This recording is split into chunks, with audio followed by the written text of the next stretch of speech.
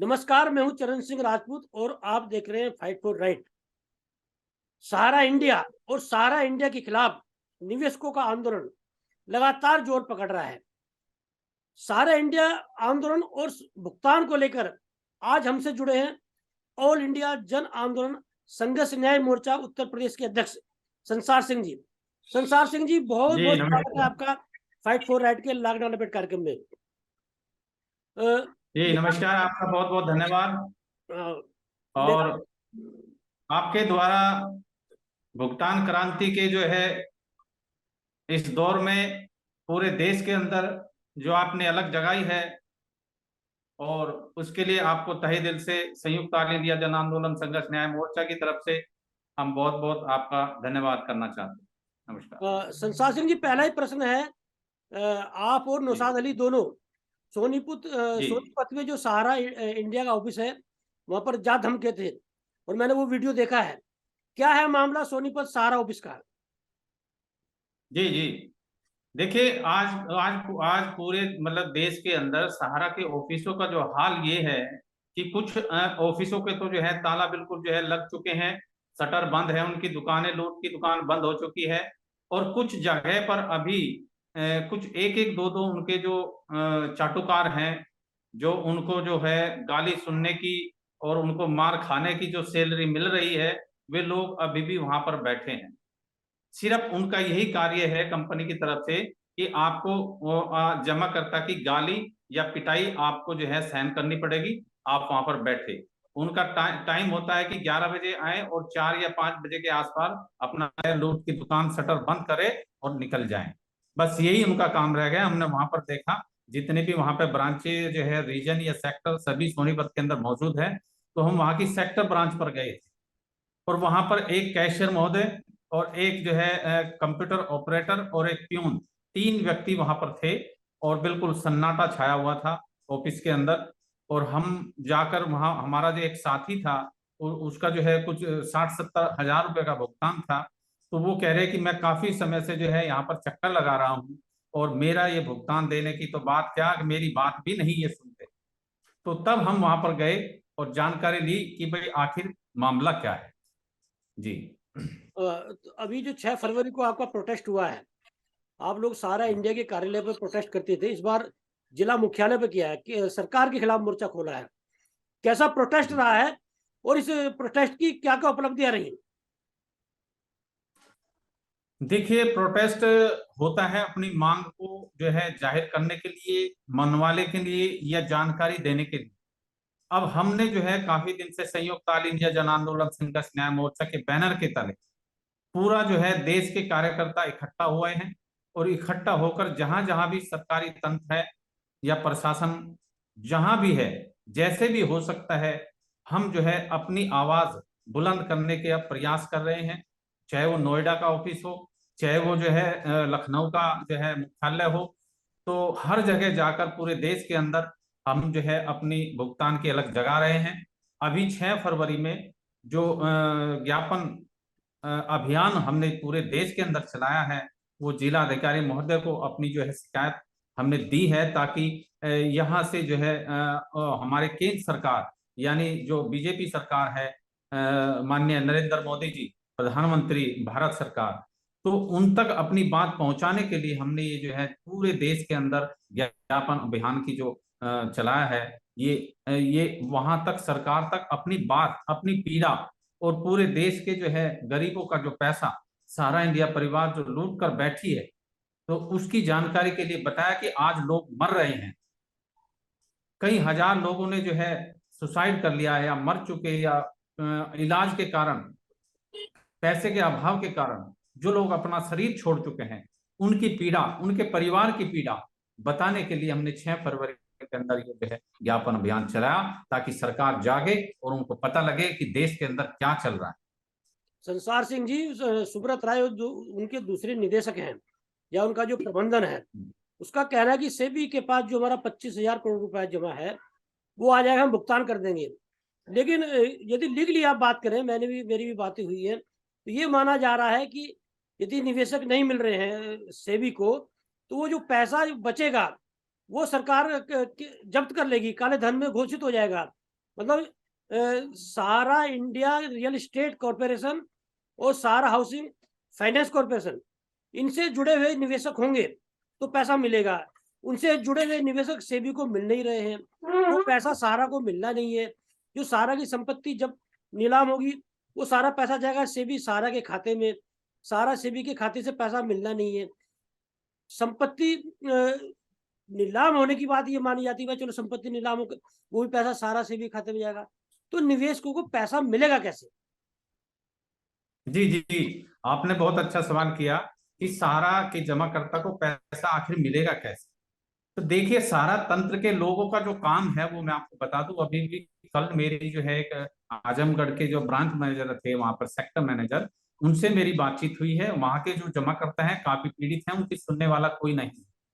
तो उनका सभी का अलाप, ये जो राग अलाप रहे हैं कि सुप्रीम कोर्ट और सेबी और सारा विवाद और भुगतान, ये सब एक बहकाने की जो है उनकी चाल है, साजिश है कि लोगों को ज्यादा से ज्यादा समय दिया जाए, तारीख पर तारीख देते आए, और जो है जैसे जैसे समय निकल रहा है जो जमा करता है वो जो है वो आत्महत्या करे या जो है मरे, और जो है उनका पीछा छूटे, या वो प्लान कर जाए, या वो पीड़ित ऐसा हो जाए कि वो सहारा का नाम लेते ही जो है अपना जो है अपने कार्य में लग जाए, ना कि भुगतान के लिए आगे लड़ाई लड़े।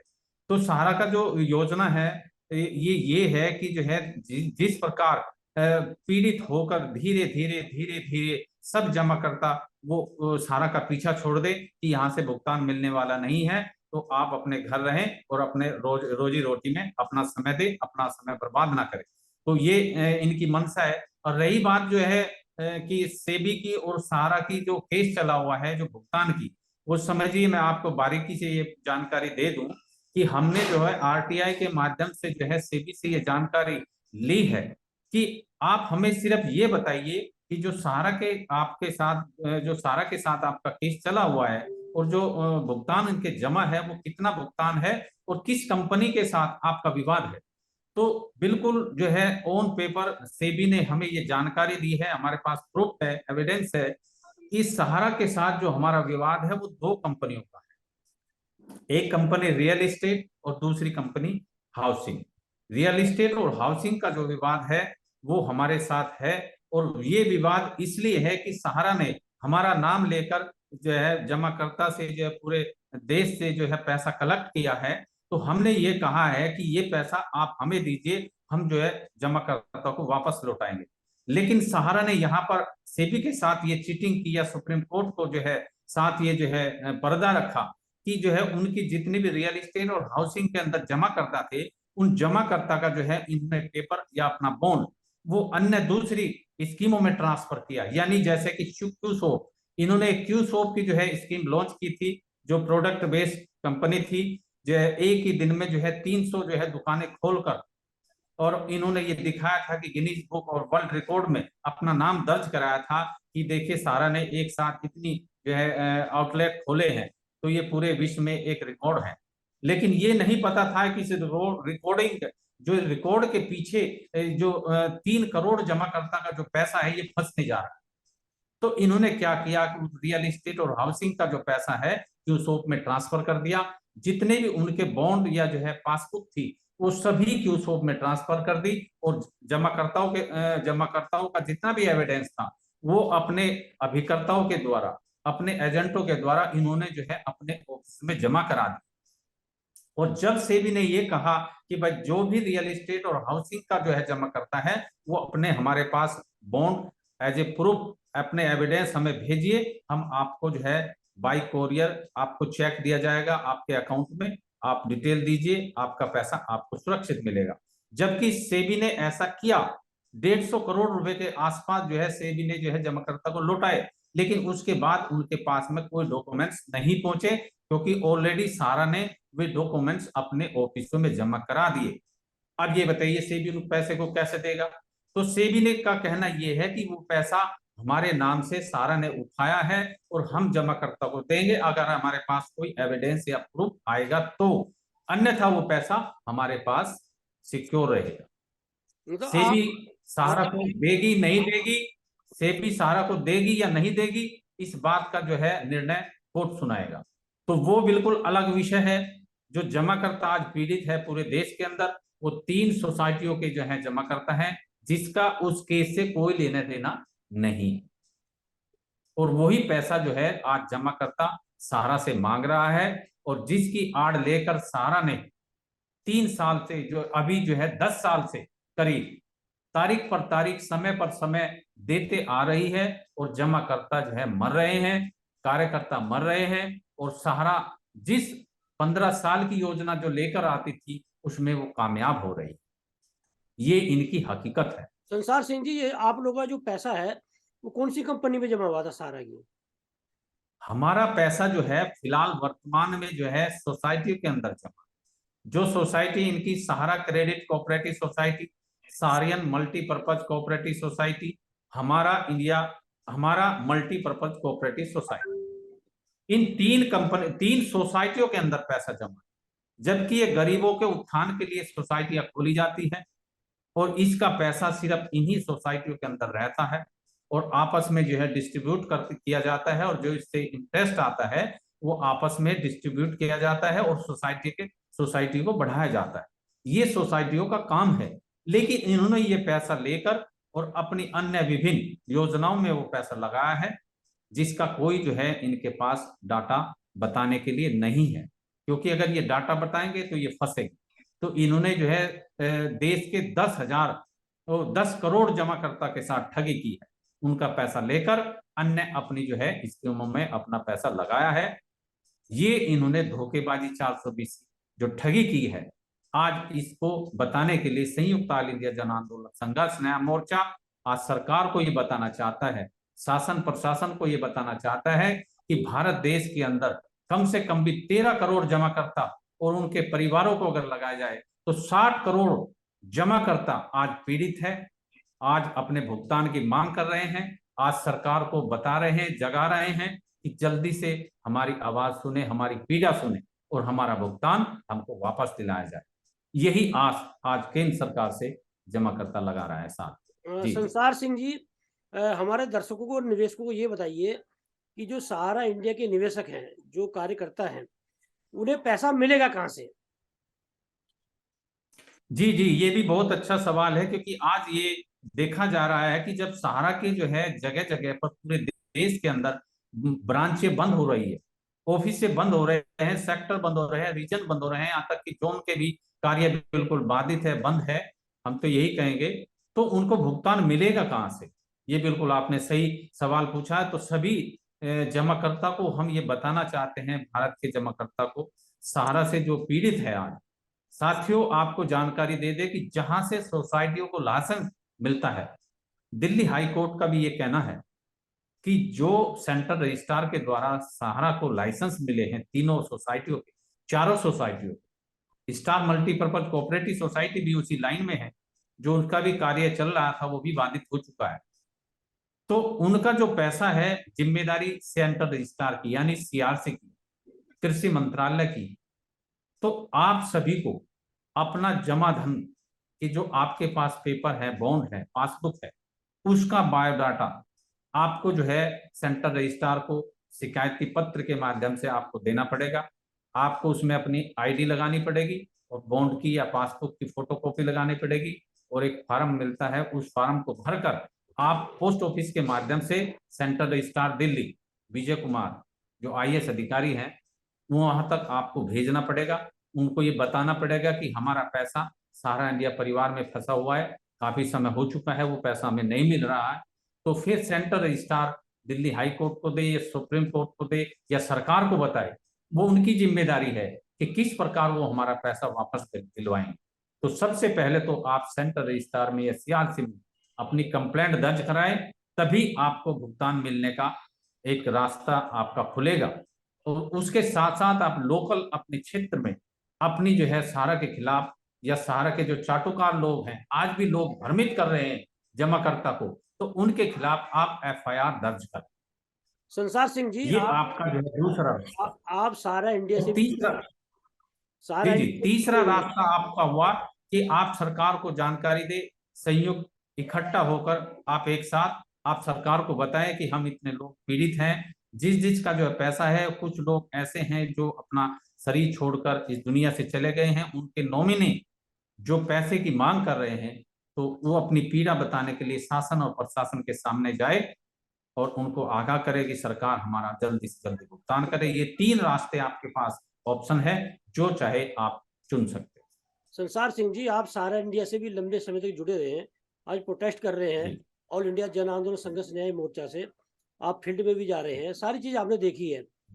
तो आप जो है चाहे सेंट्रल स्टार्ट का मामला हो, कोर्ट का मामला हो या केंद्र सरकार का मामला हो, इस बारे में थोड़ा प्रकाश डालिए कि केंद्र सरकार या कोर्ट या सेबी जो है निवेशकों को पैसा दिलवाएगी कैसे, मतलब उसका जो है तरीका क्या है?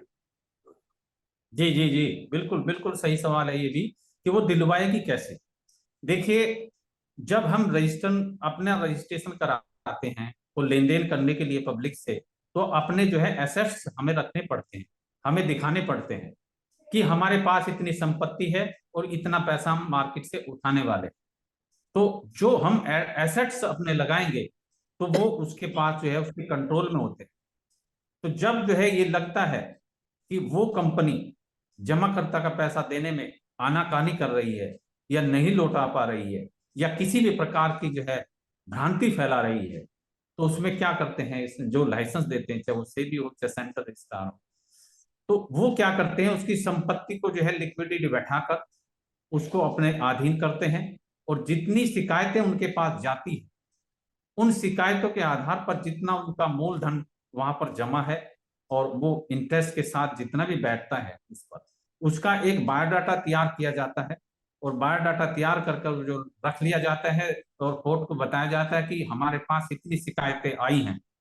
और सहारा का, जैसे अभी सहारा की बात करते हैं क्योंकि हम सहारा से पीड़ित लोग हैं सभी पूरे देश के, आज सहारा के पास जितनी भी संपत्ति है, वो चाहे होटल के रूप में हो, हॉस्पिटल के रूप में हो या होम सिटी के रूप में हो या अन्य जितने भी प्रोडक्ट हैं बड़े बड़े होटल के रूप में हो, एम्बेवली जिसका सबसे एशिया में बताया जाता है सबसे बड़ी नामचीन एशिया की सबसे लग्जरी जो सिटी बताई जाती है, वो एम्बेवली सिटी बताई जाती है, उसको अपने अधीन कर उसको जो है उस पर लिक्विडिटी बैठाकर उसको सेल आउट कर, जितना उसका जो है पैसा सरकार के पास आएगा या सेंट्रल स्टार के पास आएगा या लिक्विडिटी के पास आएगा, तो वो पैसा जो उन्होंने डाटा एक तैयार किया है पहले शिकायती, तो वो एक बार लिस्ट बना लिया जाएगा। तो जो जमाकर्ता का जो डाटा वहां तैयार किया गया है सेंट्रल रजिस्ट्रार के पास, तो वो उस जो पैसा उनके पास कलेक्ट होगा लिक्विडिटी के आधार पर जो वहां बैठेंगे कि भाई सारा से हमें इतना पैसे की जो है उगाही की गई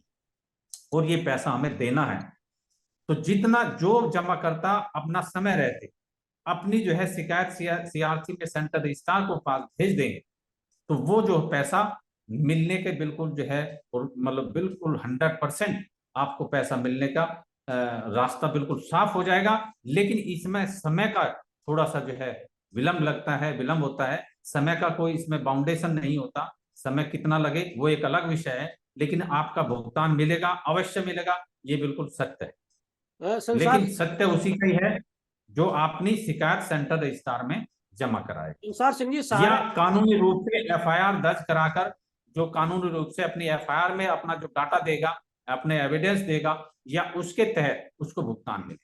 संसार सिंह जी, सारा इंडिया के इस केस में बड़ा पेच है जो भुगतान का मामला है। जब तक सेबी को जो पैसा लेना है सारा इंडिया से, तब तक वो पैसा पूरा नहीं होता है। तो ये माना जा रहा है जो संपत्ति नीलाम होगी सारा की, वो सारा सेबी के खाते में जाएगी और सारा सेबी के खाते से निवेशकों को कोई पैसा जो 2 कंपनियों के अलावा है जो मैंने पहले ही बताई है, किसी को कोई पैसा मिलना नहीं है। 2014 से ये केस चल रहा है, आज जो है 2023 आपका जो है मतलब समझो कि 6-9 साल इस केस को चलते हुए हो गए हैं। एक पैसे की संपत्ति सारा की नीलाम हुई नहीं है, जबकि सुप्रीम कोर्ट ने भी बीच में संपत्ति जब्त करने की बात की थी, एमबी वाली की भी नीलाम होने की बात हुई थी। अभी तक का जो रिकॉर्ड है सहारा का, संपत्ति कोई नीलाम नहीं हुई है। तो इस दौर में कैसे सेबी के जो पैसे पूरे होंगे, कैसे संपत्ति नीलाम होगी, कैसे भुगतान होगा, ये मेरी तो समझ से बाहर है। आप इसमें थोड़ा प्रकाश डालिए। सर, आपको बता दिया जाए कि देखिए, सेबी और सहारा का जो विवाद है वो पैसा लेने का विवाद है और सुप्रीम कोर्ट उसमें समझौता कर रहे हैं कि सारा से जो पैसा सेबी के पास आएगा वो एक अपने नाम के तहत जो पैसा सारा ने उगाही की थी, उस पैसे को वो वापस मांग रहा है। 3 करोड़ जमाकर्ता जो बताए गए थे सारा के, तो उस पैसे को वो मांग रहा है। 24,000 करोड़ कुछ रकम जो सारा ने खुद बताया था कि इन लोगों से मैंने इतने रकम उगाही की है, तो वो पैसा सेबी मांग रही है सारा से। तो सेबी का कहना यह है कि सारा पहले वो पैसा मेरे पास जमा करे, उसके बाद कोई आगे की कार्रवाई होगी। और वो पैसा सारा को वापस मिलेगा या नहीं मिलेगा ये अलग विषय है बिल्कुल।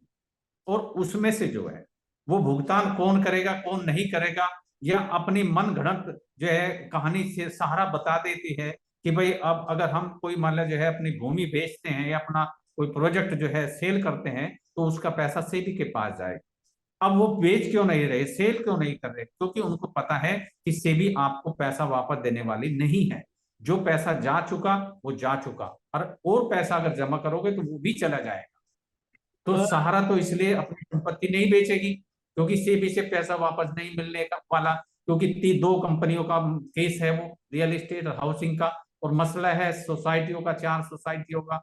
अब सोसाइटी कैसे उनसे जो है अपनी मांग कर लेगी सेबी से, जबकि ऑलरेडी सुप्रीम कोर्ट में जो केस चला हुआ है, जो पेपर लगे हुए हैं वो रियल एस्टेट हाउसिंग के हैं, वे अलग कंपनी है और सोसाइटी अलग कंपनी है।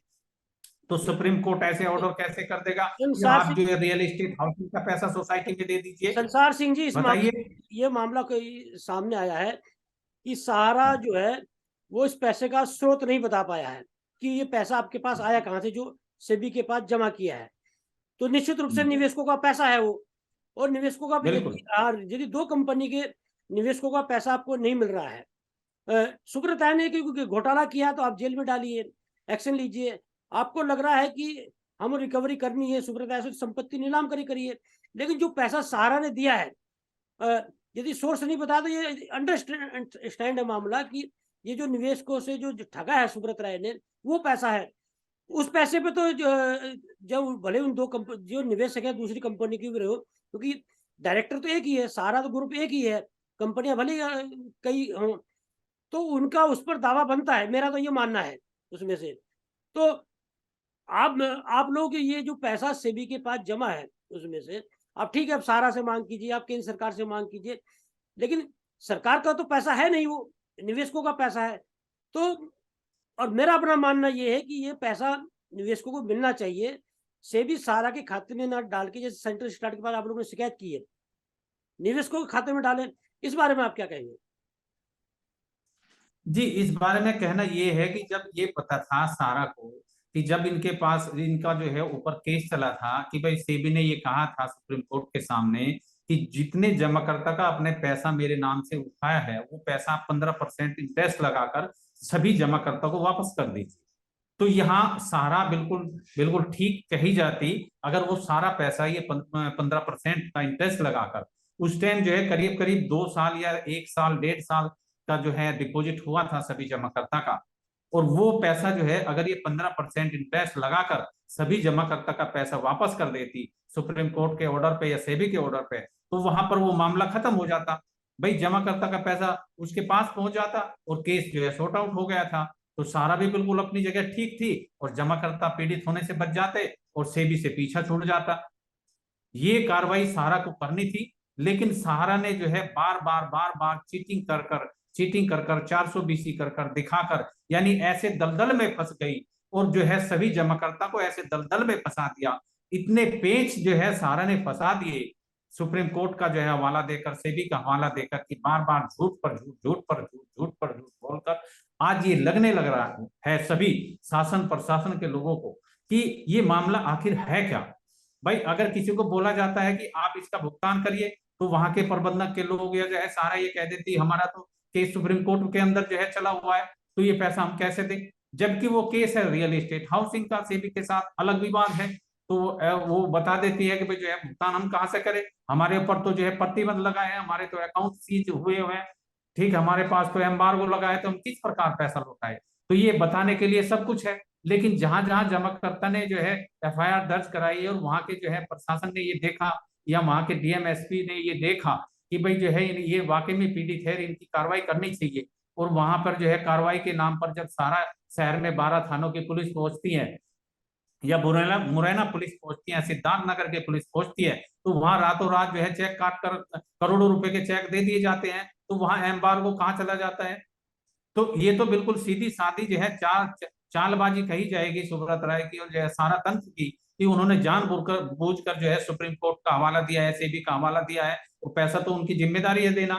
भाई आपसे पैसा जो है सोसाइटियों का मांगा जा रहा है ना, और जहां पर आपकी पुलिस जो है वहां पर गिरफ्तारी के लिए जाती है, तो वहां पर आप तुरंत जो है अपने गिरफ्तारी से बचने के लिए पैसा तुरंत कर देते हो। वो कहाँ चली जाती है वो जो है भाई हमारे ऊपर तो एम्बार्गो है, या जो है सुप्रीम कोर्ट का केस चला हुआ है, वो बातें कहाँ चली ये जाती, ये सारा की बताइए आप। तो सारा ये की लगभग सारी कंपनियां चल रही हैं, चाहे वो अस्पताल हो, चाहे मीडिया हो, या और दूसरी कंपनियां।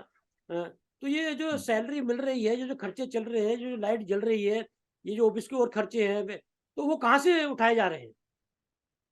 बिल्कुल बिल्कुल, देखिए ये सवाल सबसे बढ़िया आपका इसलिए कहेंगे कि आज तक जो भ्रमित किया हुआ कार्यकर्ताओं को भ्रमित किया गया था, और कार्यकर्ता को भ्रमित कर कर ये कहा गया था कि भाई सारा के पास इतनी संपत्ति है, इतने जो है प्रोजेक्ट चले हुए हैं, और जो है आज जमाकर्ता से पैसे लाओ तो आपको इस समय में आपको दोगुना मिल जाएगा, या इतना अच्छा इंटरेस्ट मिलकर आपको समय पर भुगतान कर दिया जाएगा।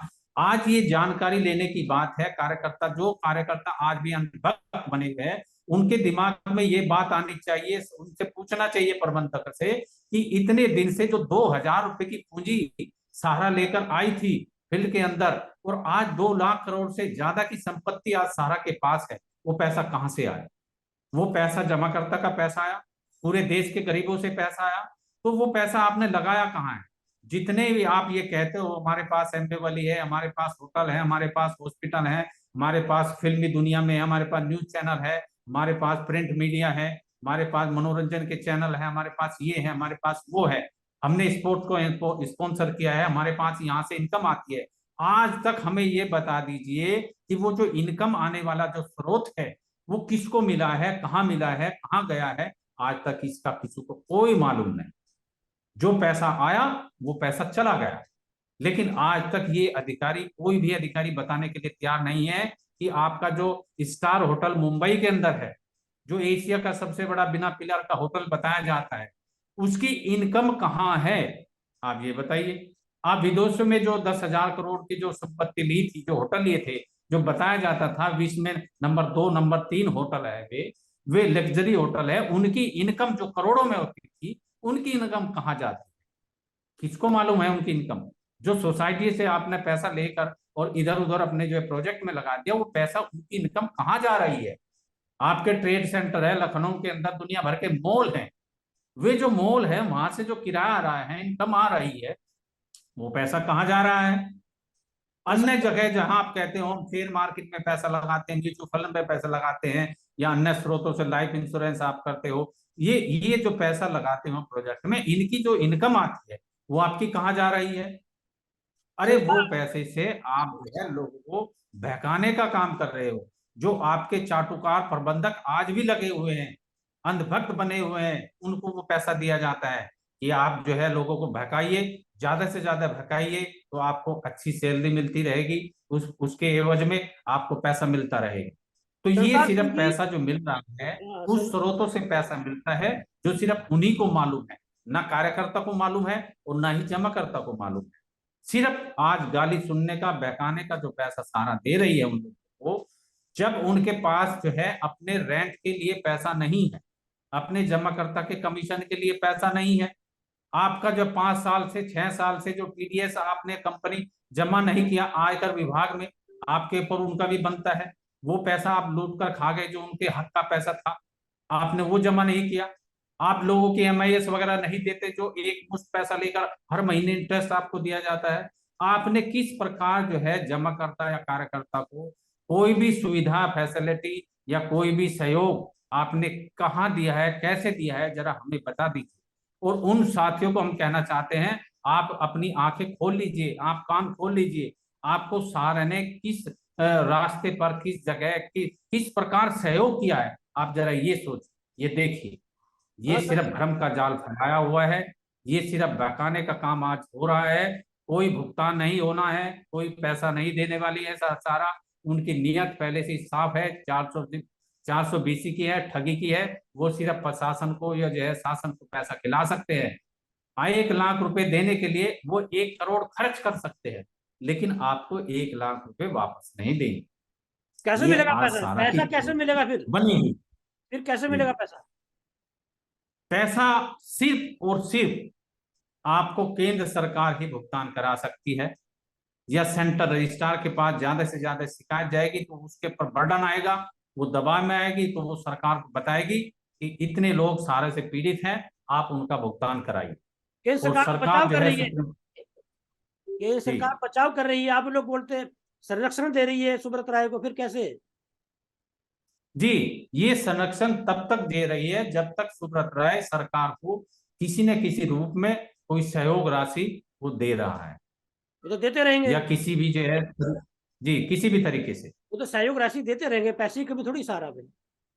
हाँ, तो जब तक सहयोग राशि सरकार को पार्टी फंड में जाती रहेगी, या जिस भी रूप में सरकार को सहयोग कर रही है, तो तब तक सुब्रत राय बचते रहेंगे। और जिस पैसा दिन वो पैसा देना बंद कर दिया, उस तब दिन तक पैसा नहीं सरकार मिलेगा जो है निवेशक को। कहेगी, तब तक सुब्रत निवेशक राय आप सलाखों के पीछे तिहाड़ जेल जाइए और हम अपने आप करेंगे सब कुछ।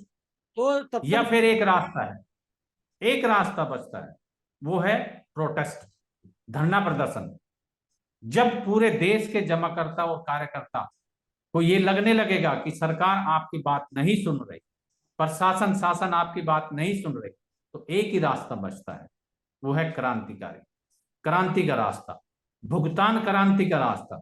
जिस प्रकार अंग्रेजों से क्रांति का बिगुल बजाकर शहीदों ने अपनी जो है वो आजादी की क्रांति लड़ी थी देश के अंदर, और अपनी आजादी लेकर रहे थे। जिस जिस लोगों ने शहीद हुए थे, आज उनका नाम है, जो चंद्रशेखर आजाद हो, भगत सिंह जी हो, राजगुरु हो, सुखदेव हो, इन लोगों ने अपने आप को शहीद किया और आजादी दिलाकर रहे। और आज जो है लोग उन आजादी को भूलकर आज कानून का पालन नहीं कर रहे, गरीबों की नहीं सुन रहे, अपने देश के किसानों की नहीं सुन रहे, अपने देश के पीड़ित जमाकर्ता की नहीं सुन रहे, तो फिर किसकी सुनेंगे? उद्योगपतियों की, जो सिर्फ सबका पैसा हड़प कर आज मौज मस्ती कर रहे हैं, विदेशों में अपनी संपत्ति जोड़ ली, देश में अपनी संपत्ति जोड़ ली। लेकिन सरकार को जो चुनकर भेजते हैं वो गरीब भेजते हैं, किसान भेजते हैं, मजदूर भेजते हैं। वही अपनी वोट की चोट बताते हैं कि नोएडा हमें कौन सी सरकार चाहिए नोएडा ऑफिस और पर कौन सी प्रोटेस्ट सरकार नहीं है। नोएडा ऑफिस पर प्रोटेस्ट कब होगा? जी, नोएडा जो जो नोएडा जोन ऑफिस है सहारा का, सेक्टर 11 के अंदर, वहां पर सारा समय का भी ऑफिस है और राष्ट्रीय सहारा का भी प्रिंट का मीडिया का ऑफिस है। देखिए, हमने बार बार शासन को, प्रशासन को ज्ञापन के माध्यम से भी, अपने जो है मौखिकली रूप से नेताओं को भी और सरकार को ये जताया है, चेताया है कि काफी समय हो चुका है। बार बार हम ये कह रहे हैं कि हमें हमारा भुगतान दिला दीजिए, हमें और कोई मांग हमारी नहीं है।